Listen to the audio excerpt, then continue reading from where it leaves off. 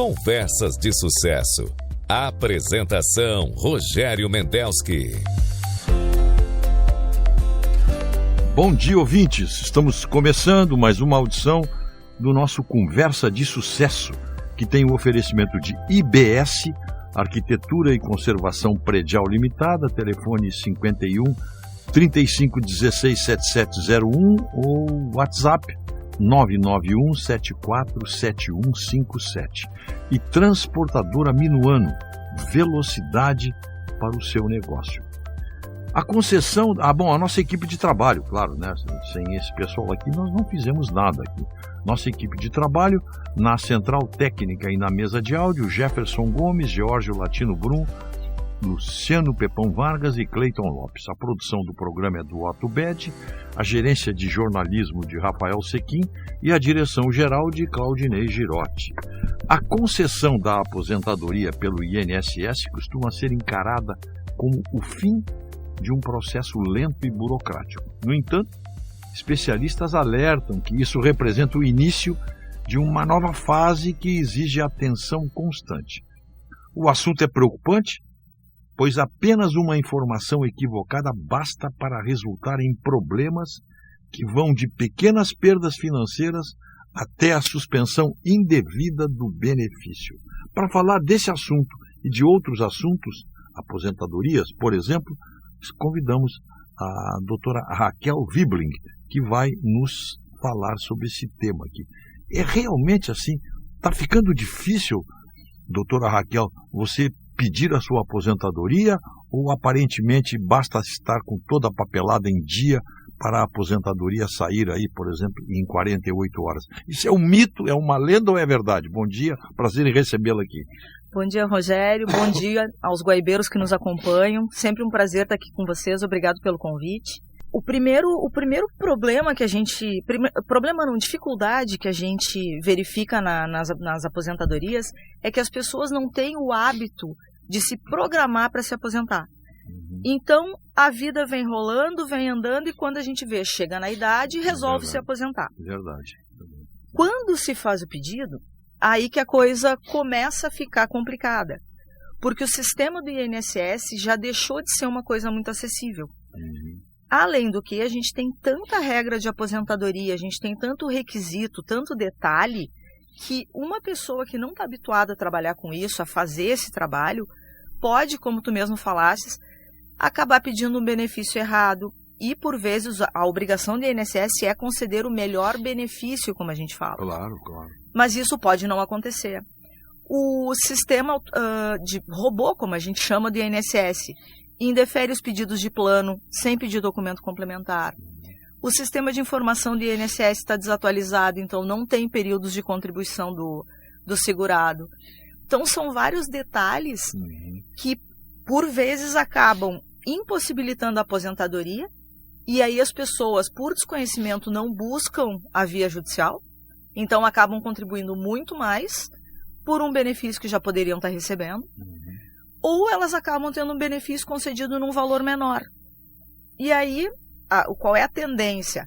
O INSS calculou certo, vai calcular certo, segue com aquele valor. Então, o que a gente sempre indica? Procure alguém especializado, dê uma olhadinha antes. Quando teve concedido, procura um advogado, alguém que faça o administrativo, para pelo menos dar uma avaliada no que foi concedido. Mas vamos pegar um exemplo assim, um funcionário, um trabalhador correto, certinho, já projetando a sua vida. Cada vez mais as pessoas deveriam projetar a sua vida. Ele, desde o início, ele tem tudo anotado, tem na sua função, na sua carteira funcional, que hoje é digital, né? Está tudo anotado ali, certinho. Quando ele completou 35 anos, mais a idade necessária, 60, né? Isso. E mais 35 anos de contribuição, é isso? É que hoje, na verdade, a gente tem regras anteriores a 2019, que teve a alteração da Lei da Previdência, uma regra posterior e as intermediárias, que são as de transição. Então, Hoje a regra geral é idade e para quem vamos no admitir, mínimo 15 anos. Vamos admitir que ele se empregou depois de 2019. Ele arrumou um emprego, ele é um jovem, arrumei um emprego em 2021, mas eu quero fazer tudo certinho, porque daqui a 35 anos eu quero me aposentar. Então aí ele completa 60 anos, tem 35 anos de carteira assinada, vamos usar essa expressão que é normal. Ele aí, é fácil se aposentar aí? Não, infelizmente. Antigamente, qualquer um fazia o pedido. Hoje, o que a gente tem? Eu vou te dar um exemplo que eu vi esses dias. Apresentamos todos os documentos, o sistema do INSS não nos deixou anexar todos os documentos, ele fechou antes. Simplesmente fechou. No outro dia foi indeferido o benefício, porque nós não havíamos juntado os documentos necessários. Então a gente tem inconsistência do sistema do INSS, desconhecimento, porque são termos técnicos, temos erros de cadastro do INSS, como a gente comentou da outra vez. Eu tenho situações que o segurado, o trabalhador, ele tem 3 inscrições de NIT. E pelo CPF, às vezes, o INSS só busca um. Então a pessoa contribuiu por 30 anos, 35 anos, e ali ela tem 15. Então são situações que aí a pessoa olha e desiste. Sabe, muita gente desiste. Pois é, mas não deveria, tinha que lutar pelos seus direitos. Exato, né? Até porque a gente paga, eu sempre brinco que é um carro que a gente está pagando, como é que eu não vou buscar? É isso. No meu caso, eu falo isso porque no meu caso, rigorosamente pessoal e particular, eu completei 35 anos e 4 meses, tudo com anotações. Eu apresentei o meu pedido, eu mesmo fiz o pedido, eu levei a documentação toda, juntei tudo certinho, levei no INSS de Viamão, em 48 horas estava aprovado. E eu vou te dizer, o INSS de Viamão é um dos bons. Bom, dos bons. E eu estou falando isso de alguns anos aí, já faz 20 e tantos anos que eu vou te dar um exemplo que é muito simples. Eu tive um caso que a cliente tinha tempo de contribuição e tinha idade, tinha 2 anos a mais. Nós fizemos o pedido, foi indeferido. Entrei com a ação judicial. Em 5 dias, o juiz decidiu, em antecipação de tutela, concedeu a aposentadoria e resolveu. 5 dias. Sabe, só que aí é absurdo. A pessoa tem o direito, ela tem que procurar um advogado para entrar com uma ação judicial, gastar. Hoje sabe? É assim. Hoje, por exemplo, eu não poderia fazer o que eu fiz há 20 e tantos anos atrás. Eu teria toda a documentação, tudo certinho ali, tanto tempo, idade, fechando aquele pacote de idade, tempo de contribuição. Eu mesmo não posso encaminhar, então? Poder pode, mas se tiver alguma exigência, como a gente chama, que é um pedido de documentos, se tiver... Então isso às vezes acaba atrapalhando o processo. As pessoas, por exemplo, quem precisa uma aposentadoria por invalidez, um auxílio doença, claro, aí ela tem que fazer perícia, ela tem que agendar a perícia. Né? Então, sempre é bom perguntar. Pelo menos pergunta para alguém que está habituado, alguém que já fez. Mas isso é... A ideia é facilitar. Porque... tudo digitalizado, com todas as informações. O que eu preciso de documentos para que eu me aposente? Você vai numa agência do INSS, eles te dão uma listinha, acredito que seja assim hoje. Não, hoje nem precisa. Nem mais, é claro. É tudo hoje, digital. Hoje está tudo, claro, vai no site ali, né? E preenche ali. E está cada vez menos, a gente tem cada vez menos requisito. Agora a gente tem idade e tempo. Só isso aí. Com idade e tempo, em tese... Teria direito. A aprovação é automática. Deveria ser. Deveria ser. Mas exatamente. Não é. Eu vou te dizer aí que a gente não tem uma linha do INSS. E aí fica difícil porque eu tenho, por exemplo, 2 pessoas que trabalham juntas. Uma conseguiu aposentadoria, a outra não. Numa situação exatamente igual. Então, é essa falta de parâmetro que atrapalha e deixa o segurado um pouco descrente. Mas o que poderia, digamos, acabar com essa incerteza, com essa instabilidade? Tem que ter uma regra. Se você se adapta a essa regra aqui, tempo, idade, contribuição, etc., não tem como ser flexível isso aí, né? Não deveria ser, né? Eu acho que tem que ter cuidado e responsabilidade, sabe? Porque o servidor está lá para analisar aquilo. O robô fazer uma análise prévia é muito injusto na maioria dos casos. Tanto que, se eu não me engano, cerca de 30% dos indeferimentos do INSS estão errados. Ou porque o robô analisou errado, ou porque os dados estão errados, estão desatualizados, e isso é um percentual muito alto. Mas como é que pode, né? Se você está trabalhando com datas, com documentos assinados, como é que pode haver discrepância nisso aí, né? Existe a carteira digital, carteira de trabalho digital, então tem que ser tudo interligado. Claro, pois E é. a gente tem, tanto que a legislação prevê. O segurado, se ele pede aposentadoria e falta algum período que ele deveria ter de contribuição, ele quem tem que fazer a prova com carteira de trabalho, cópia de carnê, cópia de guia, o INSS não tem a responsabilidade.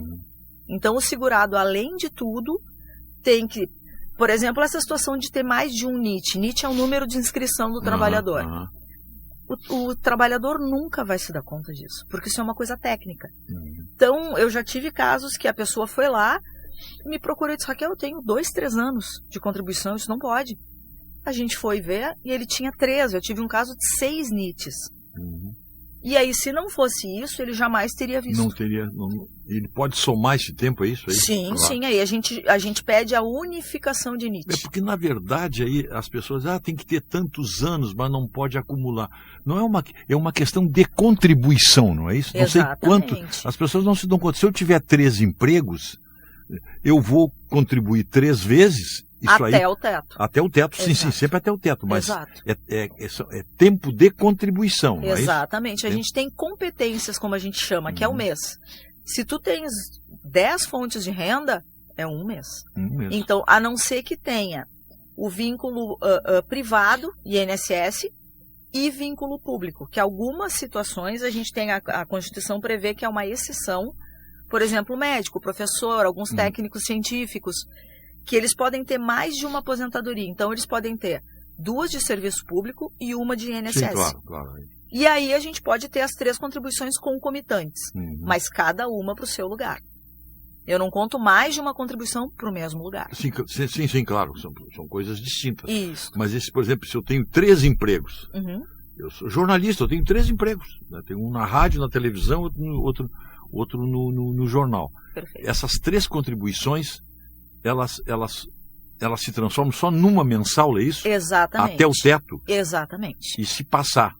Aí tem que pedir para uma das fontes parar de descontar. Para ser respeitado o teto. Caso tenha acontecido contribuição passada acima do teto, a gente consegue restituir até 5 anos. Consegue buscar. Isso. Tá, porque há casos assim as pessoas não se dão conta, né? Muita gente. As pessoas não se dão conta, né? Médico acontece. A área da saúde em geral acontece muito. A área de vocês acontece muito. Porque as pessoas hoje, aliás, há muito tempo, além de ser natural, é necessário a gente ter mais de uma fonte de renda. Claro. E as pessoas não são informadas pelo INSS de que elas têm que verificar o teto. Então é aquilo, tanto que a gente tem o prazo de 5 anos para buscar. Pois é, isso é importante, isso é um detalhe. As pessoas, mas eu contribuí a mais. Pode buscar se estiver dentro dos 5 anos. Desses 5 anos retroativos. Isso, né? Isso. E é muito rápido o processo. E é rápido o processo? É muito rápido. Tanto que hoje a gente não precisa nem pedir administrativamente. Entra com uma ação judicial. Olha, eu vou te dizer que os últimos que eu vi, coisa de 1, 2 meses estava resolvido. E que vara que cuida disso, doutora? Vara Federal. Vara Federal. Claro. Toda ação contra o INSS é na Justiça Justiça Federal. Claro. Isso. Vara Federal, tá certo. Não tem... E é sempre com o INSS. Isso não vale para, por exemplo, o IP, por exemplo, Serviço Público? Eu posso ter 2 empregos públicos. Pode, mas aí tu vai ter 2 aposentadorias. Então, cada uma tem... E é proporcional ao salário e é limitado. Então, aí eles mesmos fazem. Serviço público, eu vou ser bem honesto, eu nunca vi contribuição acima do que deveria. E aí tu terias 2 aposentadorias do IP. Tu pode ter 2 vínculos no IP. Pode ter 2 vínculos? Pode. Na Prefeitura de Porto Alegre, Prefeitura de Interior. Hoje o IP, a Prefeitura de Porto Alegre está com o IP hoje, não? Não, eles... Ela tem é o Previmpa. Ela tem um fundo de previdência deles, próprio, dos funcionários. O Previmpa. Não tem nada a ver com o IP. Então. Não, agora é um Mas próprio. Eles não usam nem mesmo o sistema IP Saúde, eles não usam? Não, também não. Pelo que eu sei, não. E o IP Saúde, eu vou te dizer que eu trabalhei no tribunal bastante tempo. E há muito tempo as pessoas começaram a sair do IP. Pois é. Porque, na verdade, é o que aconteceu comigo. Eu pagava um plano de saúde e acabava tendo IP que também era descontado. Eu optei pelo plano de saúde e abre mão do IP. Então, para de descontar aquele o IP Pois Saúde, faça. Esse é um detalhe importante também. Eu sou servidor, eu não estou satisfeito com o serviço que o IP Saúde me oferece, e eu tenho um plano maior, digamos, da Unimed, apenas para citar mais conhecida. Sim. O plano da Unimed me oferece mais do que o IP. Mas como funcionário público, eu posso pedir, então, o cancelamento do desconto? Isso também é automático? Pode. Aí o próprio servidor pode fazer. Ele vai no prédio do IP ali na Borges, tem um setor específico para isso. Já. E se ele decidir, vamos supor que daqui 6 meses, 1 ano, a Unimed, o plano que ele tem aumenta, eu quero voltar. Pode voltar também. Pode isso voltar. Aí não tem isso. Não, isso é bem tranquilo. Bem tranquilo. Bom, pelo menos isso, porque hoje já há casos assim. Eu sei de casos assim de pessoas pedindo desligamento, porque sei lá por que razão, mas geralmente por razões de contratuais, o IP paga muito pouco, tem hospitais que não aceitam o IP. Exatamente, médicos, procedimentos. Vários. O IP está um pouco defasado nessa sua prestação de serviços aí, porque paga pouco, pelo menos é o que eles dizem. Exatamente. Né? E aí, então, ele vai para um outro plano de saúde. E tem a coparticipação, né? Que, por exemplo, o plano que eu uso, eu não pago nada além da minha mensalidade. Isso foi a minha opção de troca naquela época. O IP eu teria uma coparticipação na consulta, no exame, na internação. Aliás, internação não sei se tem. E aí o que eu fiz? Eu optei por tirar e seguir com o meu plano, que era tudo incluído. Então isso também é uma coisa que... E outra coisa, né, Rogério? As pessoas começaram... Os servidores públicos deixaram de ter aumento. Claro. Então, a coisa foi apertando, claro. As pessoas vão abrindo mão do que podem. Claro. Então, isso era um valor, porque tinha gente que tinha 4, 5 dependentes no IP. E todos é pago. Então... Eu tenho amigos, por exemplo, aí que foram obrigados a suspender no seu orçamento familiar a previdência, a seguro-saúde, assim, e está indo em postos de saúde. Exatamente. Buscando atendimento médico, consulta. Exatamente. Estão frequentando postos de saúde, porque realmente apertou foi demais os reajustes, o salário dele não suportou mais. E aí o que acontece? A gente tem que abrir mão de alguma coisa. Comer a gente não pode, morar não pode, então sai o plano de saúde. Começa a fazer esses cortes. E aí o que aconteceu depois? Muita gente saiu do plano e pessoas que ficaram têm que arcar com isso, porque de algum lugar vai ter que sair. Claro. Então aumenta para eles também. Então a gente, na verdade, acaba sendo apertado cada vez mais. E ainda bem que eu tenho ouvido falar muito bem do atendimento do SUS. Outra coisa, já que nós estamos conversando aqui com a doutora Raquel Wibling, que a especialidade dela é Previdência, e ela está conversando conosco aqui. Tem uma pergunta aqui. Descontos na área da saúde, do INSS, na hora do imposto de renda, o que pode deduzir aí? Tá, na verdade, Rogério, a gente tem, a legislação prevê, ela é taxativa, como a gente chama, ela tem um rol indicando o que pode ser descontado. Aí a gente entra gastos médicos com hospitalização, com cirurgia, com consultas, procedimentos menores. Só que tudo a gente tem que ver se tem plano de saúde ou se é particular, porque isso também tem uma diferenciação. Exatamente. Então, a gente pode fazer essa dedução, mas tem que cuidar muito quando estiver fazendo para depois não ser glosado.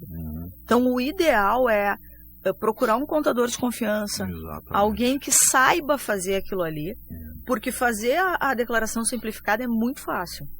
Baixa os dados, inclusive o baixar os dados, a gente já verificou que às vezes tem erro.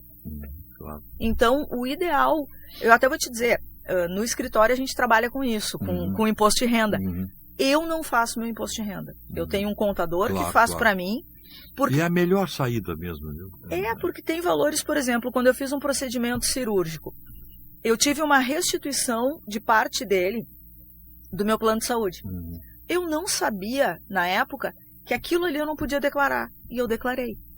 Então, acabei sendo tendo glosado, fui chamada, e a partir dali eu entendi que não, a gente tem que procurar alguém que saiba fazer. Eu também, aconteceu comigo, exatamente isso comigo.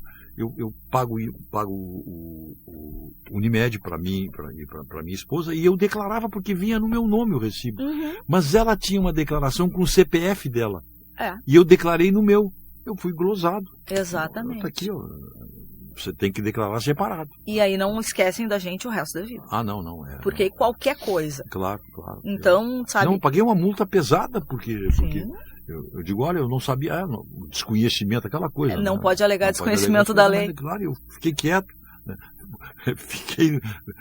Fiquei reduzido à minha condição de contribuinte, mal informado, e paguei, sem problema. E a partir daí, o meu contador faz isso para mim, normal, tá? E hoje em dia até tá fácil de fazer, porque baixa do ano passado, tu só retifica, né? Exatamente. Tá mais, para quem é do ramo, tá mais fácil, né?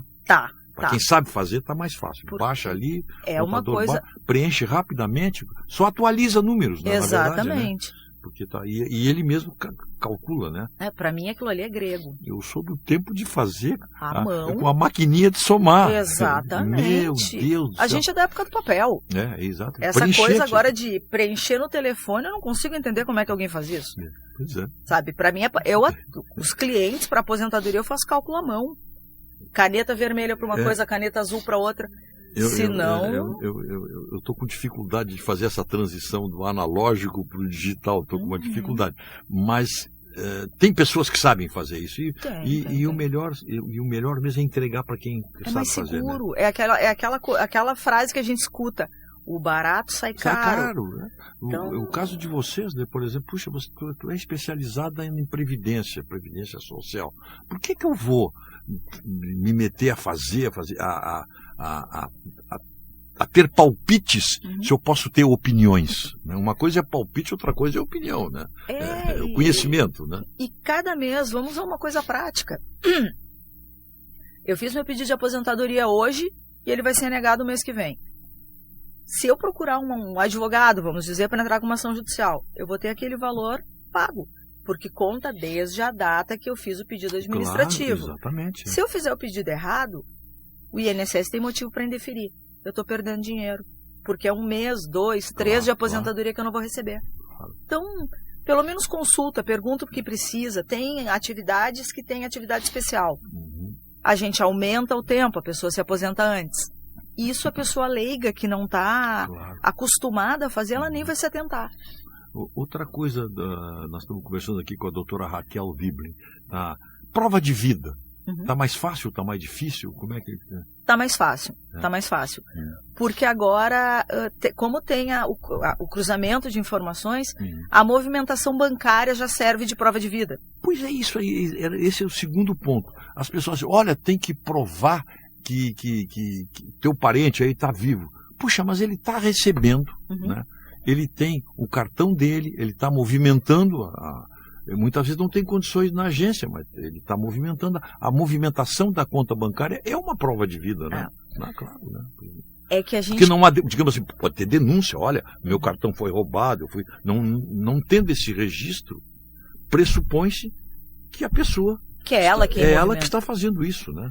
É que, na verdade, Rogério, a gente cai naquela de sempre. Os bons pagam pelos maus. Claro. Então, são pessoas que já faleceram e alguém da família continua usando cartão. Claro. São golpistas que estão usando.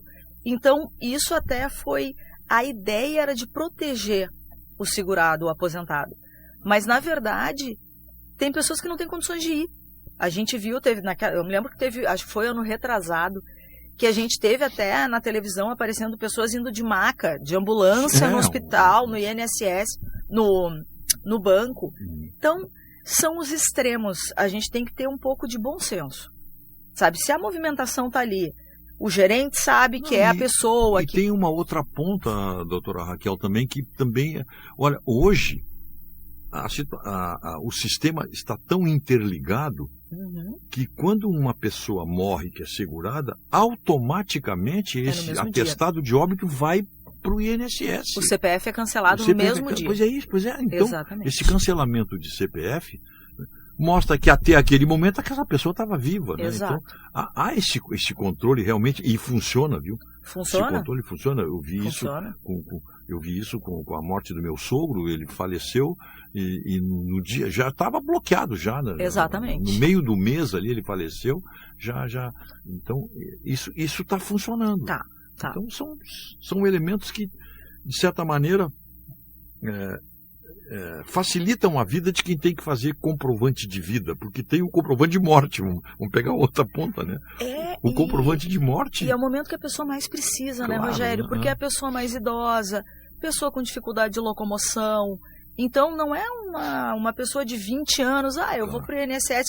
Não é uma coisa simples. Claro, não é. Então, mas isso que tu disseste do CPF, eu já verifiquei, eu tive casos no escritório de pessoas um dia depois já tá com o CPF cancelado. É muito rápido. Então isso está funcionando perfeitamente bem. Nas capitais, então, é online. Claro, talvez no interior, um cartório que ainda não esteja totalmente informatizado, então demora um pouco. Mas mesmo assim, essa comunicação ela é muito rápida. Ela é muito rápida. E é seguro, né? E é seguro, claro. Todo mundo tem direito. O que se pode fazer para evitar golpe? Aí, mesmo assim, apesar disso, tem golpes, né? Muito. Pela internet, pelo celular, né? Para teres ideia, semana passada, minha mãe, que está na praia, ela está em Garopaba, eu não sei como descobriram o celular dela, mandaram uma mensagem para ela dizendo que eu tinha valores para receber numa ação que eu sou advogada. Olha só. Sabia? Aí a minha mãe, que eu já avisei e tal, me ligou e disse, minha filha tem isso aqui. Então, é uma coisa que está cada vez pior. As chaves, as ideias que o governo, enfim, as instituições estão tendo para trazer segurança são boas, mas elas não estão sendo eficazes.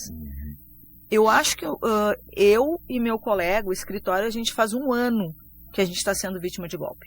É? 1 ano, mais ou menos. Agora segue, só que agora é no nome do Carlos. E o que a gente sempre explica? Nada é com pressa. Não existe isso de... Claro. A senhora tem 20 minutos para entrar em contato para receber. Não existe isso. Claro. Se fosse assim, minha atividade seria uma maravilha. Porque eu resolveria uma ação em 3 dias. Sim, pois é, tem isso. Então, a primeira coisa que a gente fala é calma. Lê a mensagem, vê o que é, liga para o telefone antigo, não o que está na mensagem. Fala com o advogado, pergunta o que aconteceu. Às vezes é verdade. Esses dias uma cliente que não é do nosso escritório, nós temos outros trabalhos dela, ela entrou em contato com a gente que recebeu uma mensagem de um escritório e achou que era golpe. E não era. Eu entrei, eu olhei, mandei para ele e falei, não, é verdade, entre em contato com ele e converse.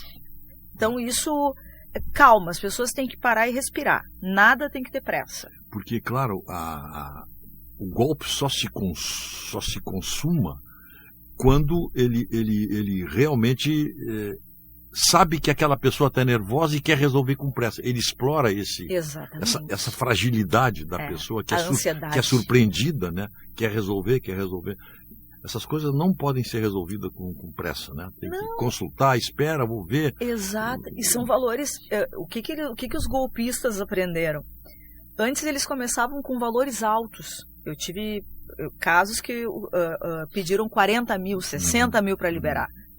A pessoa até se dava conta. Claro. Agora não, eles emitem uma guia falsa de R$200, que estaria no valor que poderia ser indicado como custas. Então, por isso, a pessoa liga, pergunta, não vai fazer diferença. Sabe? É um dia que a pessoa vai perder para conversar e, de repente, não cair num golpe. Muito bom.